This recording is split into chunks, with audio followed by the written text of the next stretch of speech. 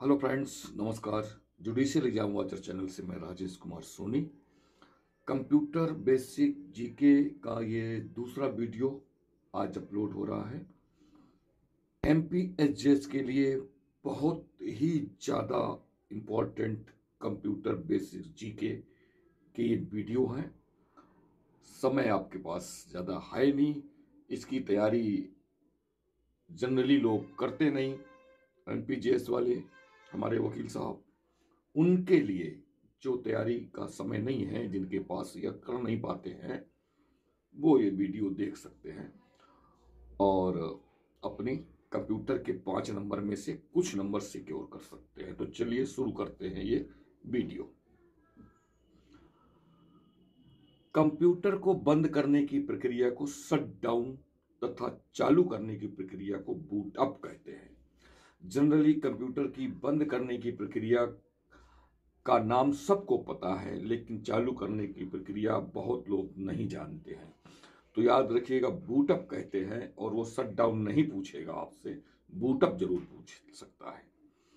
Monitor का अन्य नाम VDU विजुअल डिस्प्ले यूनिट होता है।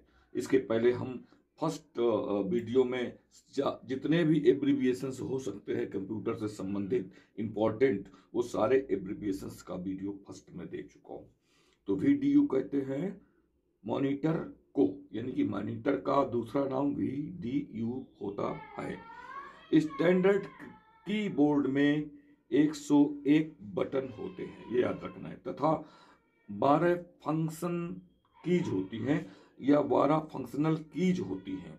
कंप्यूटर में जो कीबोर्ड होता है उसमें ऊपर, सबसे ऊपर कीबोर्ड में 12 फंक्शन की होती हैं, ये याद रखना है। ये पूछा जा चुका है कई बार।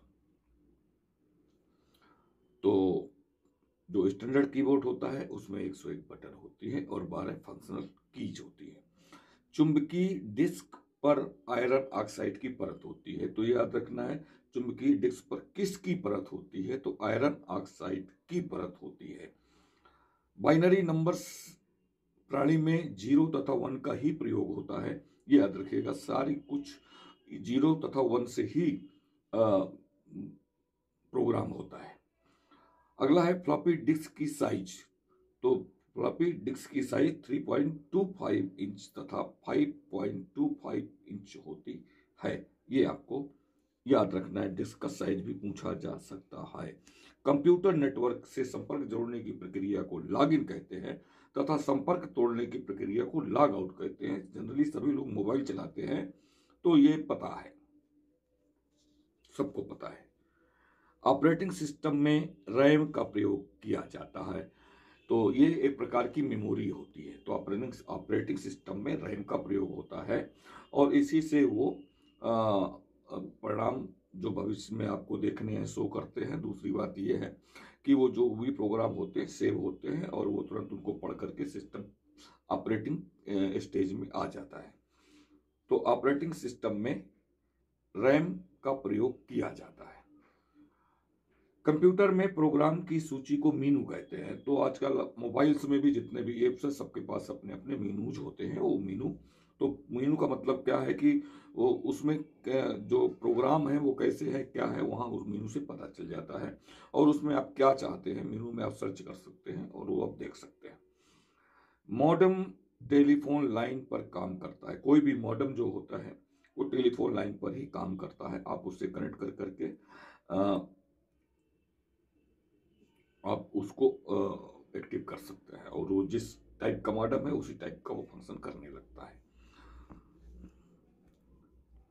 कंप्यूटर के डंप होने का कारण वायरस होता है। तो वायरस भी आप लोग जानते हैं, लेकिन एग्जाम में जब बैठे होते हैं तो हो सकता है कि वहां पर 4 और जो अल्टरनेट्स दिए गए हैं उनकी वजह से आप कंफ्यूज हो जाएं। तो याद रखना, कंप्यूटर के डंप होने का कारण वायरस होता है और कंप्यूटर वायरस एक डिस्क्रिप्टिव प्रोग्राम होता है।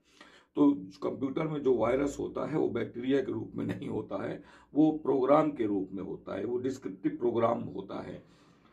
तो वो कहीं ना कहीं इंस्टॉल हो जाता है आपके कंप्यूटर में, या कुछ आप कोई साइट यूज कर रहे हैं और उसमें वो इनबिल्ट कर दी गई है, और जैसे ही आप उसे ओपन करते हैं तो वो इंस्टॉल ऑटोमेटिक हो जाता है और आपका कंप्यूटर डंप होने लगता है।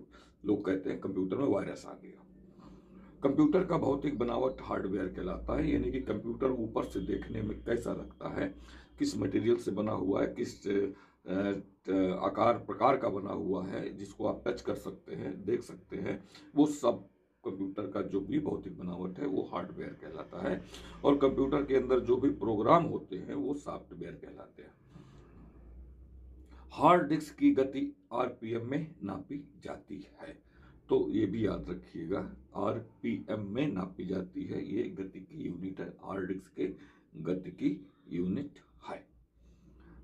इसके बाद इंटरनेशनल बिजनेस मशीन यानी कि आईबीएम एक कंप्यूटर कंपनी है। तो पूछ सकते हैं कि आईबीएम क्या है, तो आईबीएम का अगर एब्रीविएशन पूछता है तो आपको बताना है इंटरनेशनल बिजनेस मशीन, और अगर पूछता है आईबीएम क्या है तो आपको बताना है यह एक कंप्यूटर कंपनी है।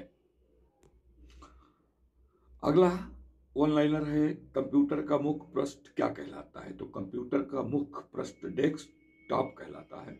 मोबाइल हो, कंप्यूटर हो, जिस पे कोई चीज डिस्प्ले होती है तो वो मुख्य पृष्ठ होता है और वो डेस्कटॉप कहलाता है। कंप्यूटर के क्षेत्र में महान क्रांति 1960 में आई, तो ये सन भी आप याद रख सकते हैं। डॉस यानी कि डीओएस और विंडोज एक प्रकार के ऑपरेटिंग सिस्टम है। तो विंडो क्या है, अब हम तो बहुत एडवांस हो गए हैं, अब 8 पर चल रहे हैं हम लोग, तो 10 तक पहुंच गए हैं। तो इस तरह से ये विंडो क्या है, ऑपरेटिंग सिस्टम है। टाइम टू टाइम ये अपडेट होते रहते हैं और एडवांस होते रहते हैं, नए नए फीचर्स इसमें जोड़े जाते हैं। दूसरा है mouse, keyboard, joystick, scanner and pen light input device के उदाहरण हैं। तो ये जो भी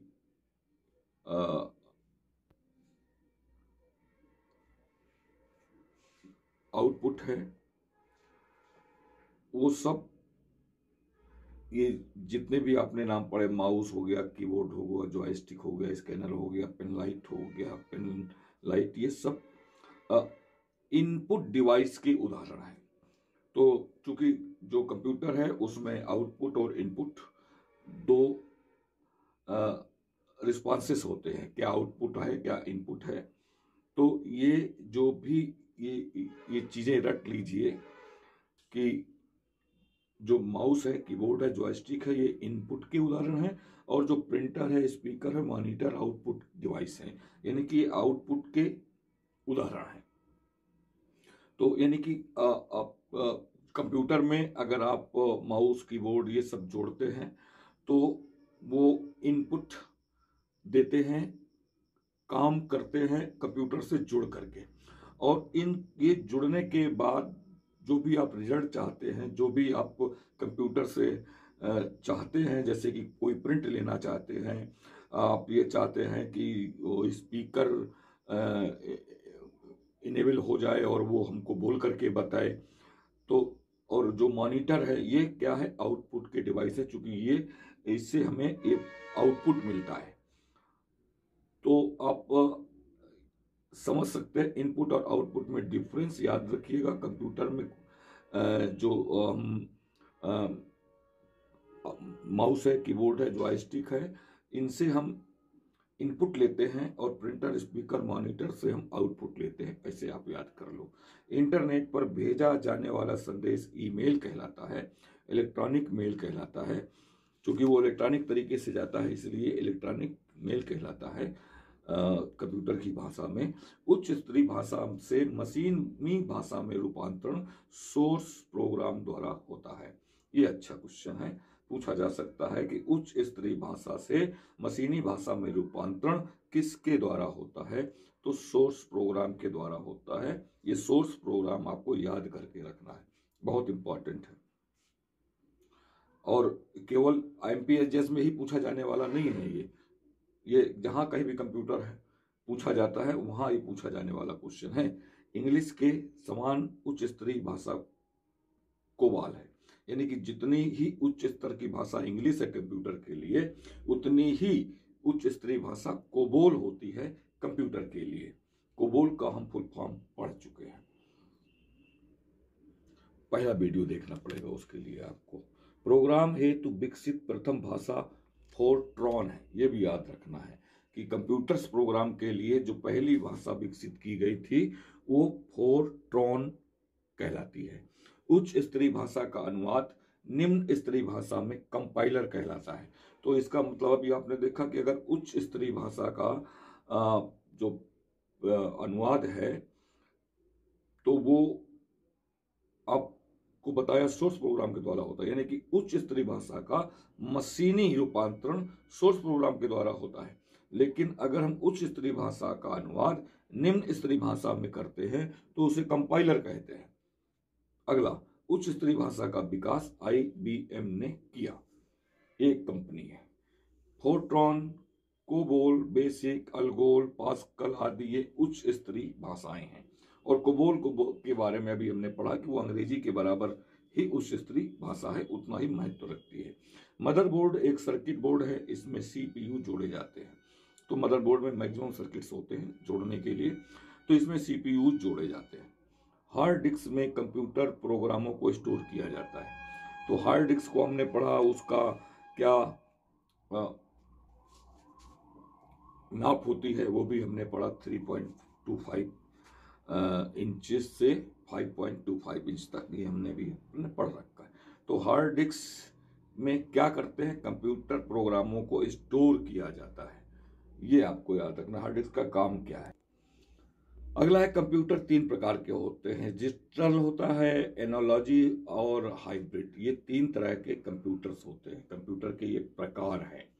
जनरेशन तो बहुत आगे हम लोग आ गए हैं, लेकिन कंप्यूटर के प्रकार अभी भी उतने ही हैं, डिजिटल, एनालॉगी और हाइब्रिड। अगला है असेंबलर, असेंबली भाषा को यंत्र में बदलता है। असेंबलर एक व्यवस्था है जो असेंबली भाषा को यंत्रित भाषा में बदलता है या यंत्र में बदलता है, ऐसे कह सकते हैं। 8 बिट का इकाई देख लीजिए, इनमें से कोई भी इकाई पूछी जा सकती है और इतनी ही इकाई होती है कंप्यूटर के अंदर। 8 बिट का 1 बाइट होता है और 1024 बाइट का 1 किलोबाइट होता है और 1024 किलोबाइट में 1 MB होता है और 1024 MB में 1 GB होता है। अब आप समझ सकते हैं बाइट्स कंप्यूटर की सबसे छोटी इकाई। तो इस तरह से ये सेकंड वीडियो कंप्लीट होता है और अभी कंप्यूटर से संबंधित 2 वीडियो लगभग आपको मैं और दूंगा, जिससे मेरा प्रयास ये है कि जो 5 क्वेश्चन आपके सामने आने वाले हैं उसमें से अगर आपने इसकी जरा से भी तैयारी नहीं करी है, मेरे वीडियो ही देख लिए हैं, तो आपको क्वेश्चंस उसमें 3 से 4 क्वेश्चन मिल जाएं आपको, ऐसा मेरा प्रयास है इन वीडियो के माध्यम से। अगर आप मेरे चैनल पर नए हैं तो आप मेरे चैनल को सब्सक्राइब कर सकते हैं। नोटिफिकेशन के लिए आप बेल आइकॉन को भी प्रेस कर सकते हैं। लाइक और कमेंट भी आप चाहें तो कर सकते हैं। Thank you for watching.